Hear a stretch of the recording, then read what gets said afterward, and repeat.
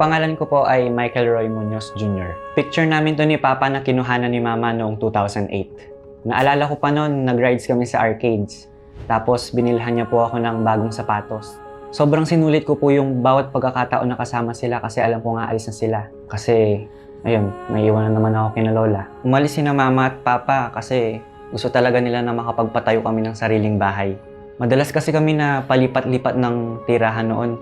Masaya naman ako kina Lola, pero iba pa rin kapag nandyan sila sa pag-uwi ko. Hindi ko lang talaga maiwasang isipin na sana nakalaro ko si Papa ng basketball o kaya natulungan ko si Mama sa pagluto sa kusina. Nakakamiss lang na merong Papa at Mama. Ma at Pa, kayo po ang inspirasyon ko sa buhay. Promise, di ko po kayo pababayaan.